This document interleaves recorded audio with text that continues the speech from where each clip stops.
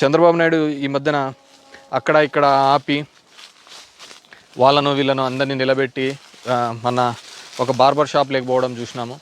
మళ్ళీ ఒక mechanic shop దో ఏమైనా కావచ్చు. నేను చంద్రబాబు నాయుడు కానీ కోరుకునేది ఒకటే, మీరు ఖచ్చితంగా అది నిజంగంటే ఒక మేలు చేయాలి అనుకున్నప్పుడు ఈ ఈ ఈ రాష్ట్రంలో ఇంతమంది రైతాంగం ఉంది, ఈ విధంగా ధరలు పడిపోతూ బ్రోకర్ల చేతులలో రైతులు ఇబ్బంది పడుతున్నప్పుడు ఏం చేస్తున్నారు? జిల్లా యంత్రాంగం ఎక్కడైనా కానీ స్పందిస్తుంది. మంత్రి అచ్చెన్నాయుడు గారు ఏమైనా మీటింగ్స్ పెట్టుకున్నాడా? ఎక్కడైనా మీటింగ్లు పెట్టుకున్నట్టు కనపడలేదే. ఇది ఖచ్చితంగా ఎంత ఇబ్బందిలో పడుతున్నారో రైతులకు ఖచ్చితంగా వెళ్ళి తెలుసుకోండి. మీరు ఎక్కడన్నా మీటింగ్ వెళ్ళినప్పుడు మీరు వెళ్తున్న ఆ బార్బర్ షాపు మెకానిక్ షాప్తో పాటు ఆ రైతుల తోటలోకి వెళ్ళండి, ఆకస్మికంగా వెళ్ళండి, లేదంటే ఒక మార్కెట్ యార్డ్కి వెళ్ళండి. అక్కడ మార్కెట్ యార్డ్లో ఏ విధంగా గిట్టుబాటు ధరలు వస్తున్నాయో చూడండి. మన మేనిఫెస్టోలో చాలా చెప్పినాం రండి, గిట్టుబాటు ధరలు అని అవి అని ఇవన్నీ ఎన్నో చెప్పినాం. కానీ దయచేసి ఒకసారి మార్కెట్ యార్డ్లోకి వెళ్ళండి, తెలుస్తుంది కదా ఎంఎస్పి ప్రైస్ ఏ విధంగా ఉంటుందో అని చెప్పేసి. కేవలం ఒక కక్ష సాధింపు చర్యల భాగంగానే యూజ్ చేస్తున్నారు. కానీ జిల్లా యంత్రాంగం అంతకంతకు విఫలమైపోయింది. జిల్లా యంత్రాంగం అంతకంతకు విఫలమైపోయింది. ఎందుకంటే మీ ప్రియారిటీస్లలో అగ్రికల్చర్ లేదు.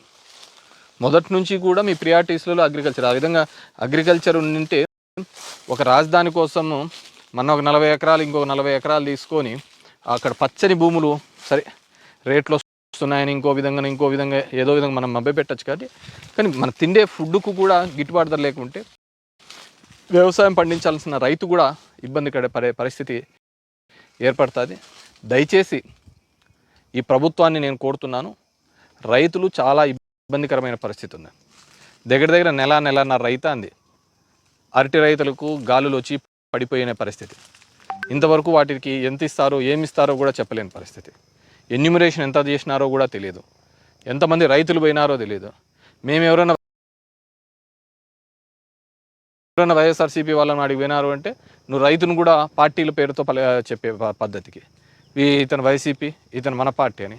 నాకున్న ఇన్ఫర్మేషన్ అయితే ఒక 30-40 మంది అసలు పంటే పెట్టుకోకుండా కూడా రాసేసినారు. అదేవిధంగా 40-50 మందిని అసలు ఆ రైతులను కూడా గుర్తించలేని పరిస్థితిలో ఉన్నారు. సో ఇది నిజంగా అంటే దౌర్భాగ్యమైన పరిస్థితి. రైతు అనే వ్యక్తి చాలా ఇబ్బందుల్లో ఉన్నాడు. వాటర్ టేబుల్ కూడా బోర్లు కూడా చాలా వరకు తగ్గిపోతున్న పరిస్థితి. అంటే బేసిక్గా సమ్మర్ వస్తుంది కాబట్టి ఖచ్చితంగా అవి బోర్లలో కూడా నీళ్లు తగ్గుతాయి. వీటిని ఇమ్మీడియట్గా రెస్పాండ్ అయ్యి మీ అగ్రికల్చర్ మినిస్ట్రీ కానీ సీఎంఓ కానీ ప్రత్యేక చొరవ చూపుకొని దీని మీద రెస్పాండ్ కాకపోతే ఈ దళారుల చేతిలో ఖచ్చితంగా రైతు నాశనం అవుతున్నాడు. మనం బయట చూస్తుంటే నేను ఎవరో చెప్పినాను మునగకు కూడా రేటు పడిపోయింది నిన్న అని. ఎట్లా అంటే ఎవడు ఇంటర్ఫీర్ కావటంలే. గతంలో ఒక భయం అనేది ఉండేది.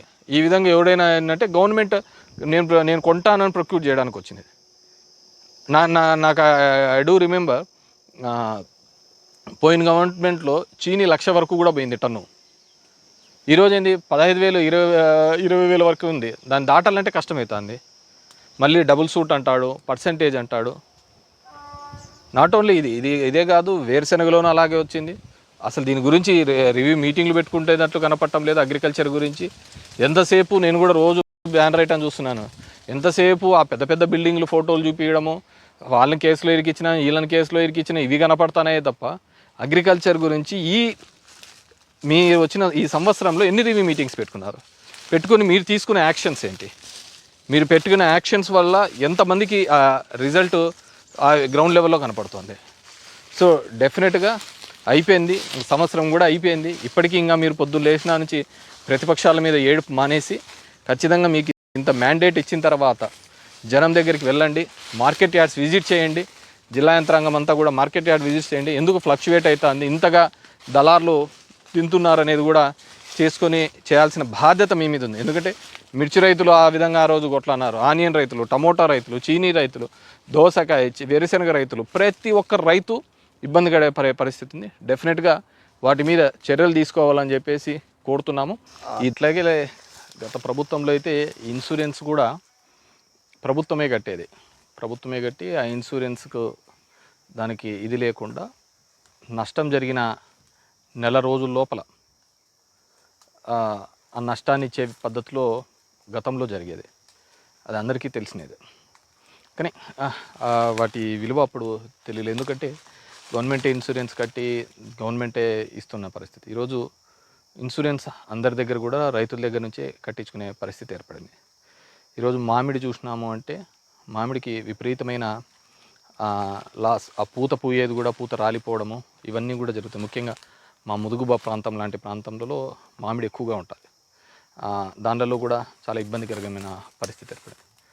అదేవిధంగా గతంలో నేను జిల్లేడుబండ అనే ఒక వాటర్ స్కీమ్ కూడా తీసుకొని రావడం జరిగింది. ఆ వాటర్ స్కీమ్ ద్వారా దగ్గర దగ్గర 25,000 ఎకరాలకు ఆయకట్టు రావాలని, దాని తర్వాత అదందరికీ ఉపయోగపడే విధంగా వాటర్ టేబుల్ పెరుగుతుంది. 2.61 టీఎంసీ, దగ్గర దగ్గర 680 కోట్ల, దగ్గర 700 కోట్ల వరకు ఆ ప్రాజెక్టు. నాకు తెలిసి ఇప్పుడున్న కలెక్టరే అప్పుడు జాయింట్ కలెక్టర్గా ఉండి గవర్నమెంట్కి కూడా పంపించినారు. దగ్గర దగ్గర ఒక 100 crores కావాలి ల్యాండ్ అక్విజిషన్కి అని చెప్పేసి.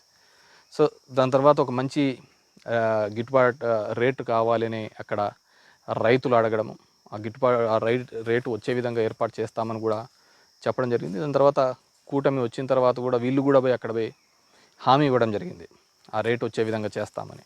కానీ ఎక్కడ పట్టించుకున్నారు? ఆ ల్యాండ్ అక్విజిషన్ డబ్బులన్నా రిలీజ్ చేయిస్తే నా వరకు నేను చేసేదంతా కూడా ఆ ఇబ్బందిగా ఉన్న పరిస్థితుల్లో ఒక ప్రాజెక్టు శాంక్షన్ చేసి దగ్గర 200-300 కోట్ల రూపాయలు ఖర్చు కూడా చేయించడం జరిగింది. నాకు తెలిసి కాంట్రాక్టర్ రూపాయి కూడా బిల్లు వచ్చినట్టేం తెలియదు. ల్యాండ్ అక్విజిషన్ వస్తే మిగతా కూడా ఆ ప్రాజెక్టు పూర్తి అయితే మా నియోజకవర్గంలో 25,000 ఎకరాలకు ఆయకట్టు రావడంతో పాటు ఆ చుట్టుపక్కలంతా కూడా వాటర్ టేబుల్ ఫిల్అప్ అవుతుంది, బోర్లన్నీ కూడా పెరుగుతాయి. కాబట్టి వీటన్నిటి మీద కూడా దృష్టి సాధించకుండా కేవలము ఆ పేపర్ల ప్రకటనకు దీనికి మాత్రమే పరిమితం అవుతున్నారు తప్ప గ్రౌండ్ లెవెల్లో ఉన్న ఇబ్బందుల గురించి పట్టించుకోకపోవడం నిజంగా దురదృష్టం. జిల్లా యంత్రాంగము అలాగే ఉంది, వాళ్ళు అలాగే పనిచేస్తున్నారు. కింద లెవెల్లో ఉన్న ఆర్డీఓలు వీళ్ళైతే ఆ మట్టిని అమ్ముకుంటా అంటే దానికి వచ్చే లెక్క మీద వీళ్ళు ఆశపడి అట్లే ఉన్నారు. ఎక్కడైనా రైతాంగం గురించి కూడా ఆలోచించలేని పరిస్థితిలో ఉన్న చాలా దురదృష్టకరమైనది. ఏనాటికైనా కూడా కూటమి ప్రభుత్వం ఇప్పటికైనా స్పందించి రైతుల్ని ఆదుకోవాలి. ఇబ్బంది పడుతున్న వీళ్ళందరికీ కూడా అండగా ఉన్నాము అని చెప్పే బాధ్యత ఉంది. ఎందుకంటే చాలా హామీలు ఇవ్వడం జరిగింది. సరే, పథకాల గురించి అది మీరు ఎప్పుడు చేస్తారో ఏంది అనేది తర్వాత చూస్తాం. కానీ ప్రభుత్వానికి ఎవరు సలహాలు ఇస్తున్నారేమో తెలియదు. కానీ మా జిల్లాలో బేసిక్గా హంద్రీనివా అనేది చాలా ఇంపార్టెంట్. చాలా చెరువులు నింపే కార్యక్రమం చేస్తారు. దాని ద్వారా ఆయకట్టు కూడా కొన్ని ప్రాంతాల్లో ఇవ్వడం జరుగుతుంది. కానీ ఎవరు ప్రభుత్వానికి సలహా ఇచ్చారో తెలియదు. కానీ ఈరోజు ఆ లైనింగ్ చేసే కార్యక్రమం చేస్తున్నారు.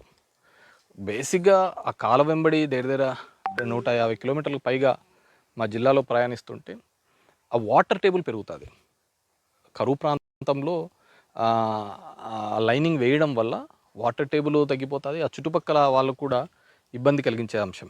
ఏదో కుప్పానికి నీళ్లు తీసుకొని పోవాలనే ఒక అంశంతో ఇంతమంది రైతులకు ఇబ్బంది కలిగించేది నిజంగానే చాలా బాధాకరమైనది. డెఫినెట్గా అది వాటి గురించి కూడా నాకు తెలిసి జిల్లాలో ఉన్న మంత్రులకు కానీ వీళ్ళకి కానీ జిల్లాకి ఏం కావాలి అనే దాని మీద ఇంకా ఇంతవరకు ఎక్కడ ఆలోచిస్తున్న పరిస్థితి లేదు.